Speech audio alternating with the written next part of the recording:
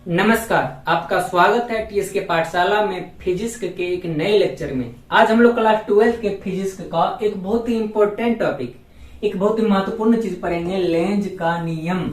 आज हम लोग लेंज के नियम को बहुत ही कम समय में बढ़िया से बेहतर तरीके से समझने की कोशिश करेंगे। हम लोग समझते हैं कि लेंज का नियम क्या है। पहले परिभाषा लिखा हुआ है कि लेंज का नियम का काम क्या है, लेंज का नियम करता क्या है। तो उसके बारे में लिखा हुआ है कि विद्युत चुंबकीय प्रेरण की घटना में प्रेरित विद्युत वाहक बल तथा प्रेरित विद्युत धारा की दिशा लेंज के नियम से ज्ञात किया जा सकता है। यानी कि हम लोगों ने जो पिछले क्लास में पढ़ा हुआ है विद्युत चुंबकीय प्रेरण, इलेक्ट्रोमैग्नेटिक इंडक्शन की घटना हम लोगों ने जो पढ़ा था, उसमें दो चीजें उत्पन्न होती थी। क्या क्या?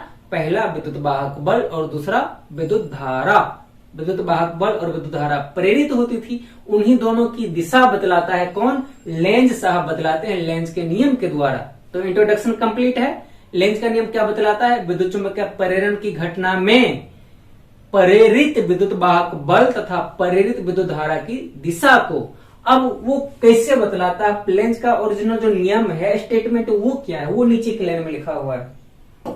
लेंज के नियम के अनुसार विद्युत चुंबकीय प्रेरण के कारण किसी परिपथ में प्रेरित विद्युत धारा की दिशा, ये बातें इंपॉर्टेंट है, इस चीज को ज्यादा विस्तार से देखना है कि प्रेरित विद्युत धारा की दिशा, यानी कि विद्युत चुंबकीय प्रेरण में विद्युत चुंबकीय प्रेरण के कारण किसी परिपथ में प्रेरित विद्युत धारा की दिशा वो किधर होती है, अगले लाइन से पता चलेगा। इस प्रकार की होती है, यानी इस प्रकार का होता है कि यह उस कारण का ही विरोध करती है जिससे यह स्वयं उत्पन्न होता है। यानी कि किसी भी विद्युत परिपथ में विद्युत चुंबकीय प्रेरण की घटना में प्रेरित धारा की दिशा इस प्रकार का होता है कि वह उसी कारण का विरोध करने लगती है, उसी चीज का विरोध करने लगती है जिसके कारण से वह स्वयं उत्पन्न होता है। उम्मीद है कि समझ में आ गई होगी। यदि नहीं आई समझ में तो कोई दिक्कत नहीं। अब हम लोग डायग्राम से समझेंगे और क्लियर समझेंगे और स्पष्ट समझेंगे, फिर वापस आएंगे डेफिनेशन पे। तो ये हेनरिक फ्रेडरिक एमिल लेंज है, यही लेंज साहब हैं जिन्होंने की लेंज का नियम दिया था। विद्युत चुंबकीय प्रेरण में प्रेरित धारा की दिशा को पता करने के लिए लेंज का नियम दिए थे। इनका फोटो आप देख सकते हैं, फुल नेम भी इनका लिखा हुआ है, हेनरिक फ्रेडरिक एमिल लेंज। इनका फोटो आप देख सकते हैं। लेकिन अब हम लोग डायग्राम की तरफ चलते हैं। लेंज के नियम का ये डायग्राम है, जिस डायग्राम से आपको क्लियरली पता चलेगा कि ये कैसे उस कारण का ही विरोध करता है जिसके कारण से ये उत्पन्न होता है। डायग्राम में देखिए, हम लोगों ने इस प्रकार के डायग्राम पढ़ा था। कहाँ? विद्युत चुंबकीय प्रेरण में। विद्युत चुंबकीय प्रेरण में हम लोगों ने इस प्रकार की चीजें देखी हुई है, पढ़ी हुई है। उसमें हम लोग क्या करते थे, ये हमारा विद्युत कुंडली है जिसमें गैल्वेनोमीटर ये लगा हुआ है। जब इस कुंडली के नजदीक लाते हैं इस चुंबक को, छड़ चुंबक को हम लोग इसके पास लाते हैं, तो याद कीजिएगा उस समय ये जो कुंडली का ये वाला पार्ट था जो आपको एन दिख रहा होगा, ये किस प्रकार से काम करने लगता है? उत्तरी ध्रुव के जैसा। हम लोग ला रहे थे उत्तरी ध्रुव को पास, और ये भी बन गया उत्तरी ध्रुव ही, यानी कि दोनों एन पोल और एन पोल। जब एन पोल और एन पोल एक जगह है तो इन दोनों के बीच में क्या होगा?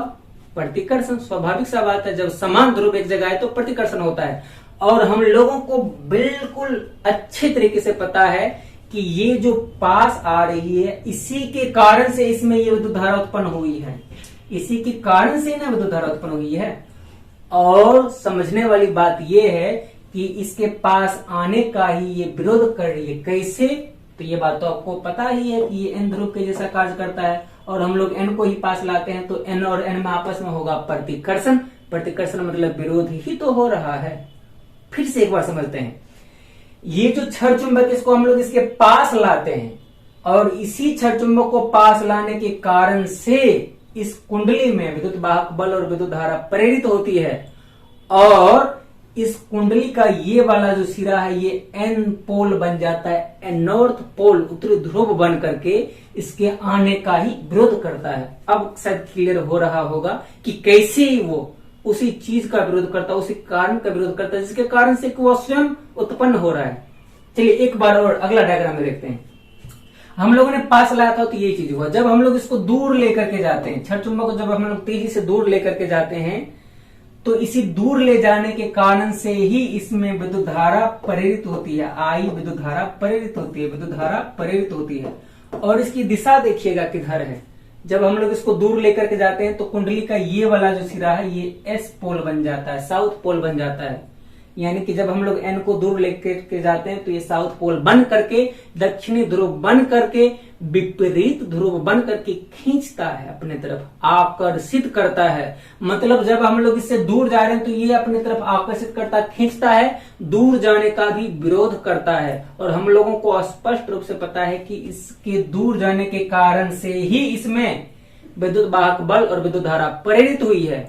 और ये करता क्या है, इसके दूर जाने का ही विरोध कर रहा है।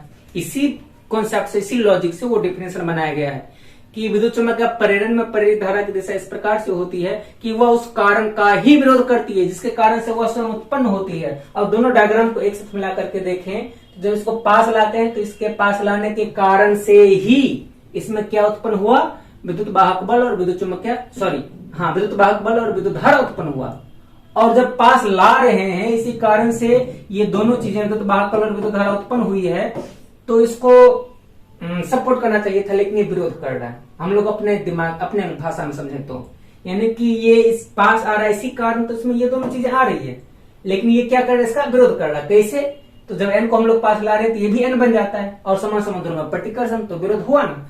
जब इसको दूर लेकर के जा रहे हैं तो इसके दूर ले जाने के कारण से ही, इस क्षण चुंबक के दूर लेकर के जाने के कारण से ही इसमें उत्पन्न हुई थी क्या क्या चीजें, प्रेरित धारा और प्रेरित विद्युत वाहक बल।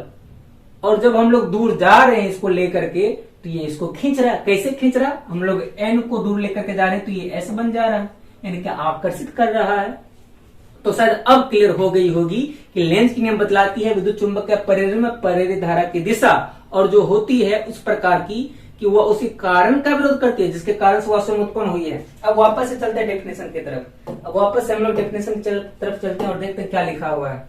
विद्युत चुंबकीय प्रेरण में, विद्युत चुंबकीय प्रेरण के कारण किसी परिपथ में प्रेरित विद्युत धारा की दिशा, ये प्रेरित विद्युत धारा की दिशा इस प्रकार की होती है, ये लिखा हुआ है, इस प्रकार की होती है कि वह उसी कारण का ही विरोध करती है, दिख रहा है ना, या उसी कारण का ही विरोध करती है जिससे, जिस कारण से यह स्वयं उत्पन्न होती है।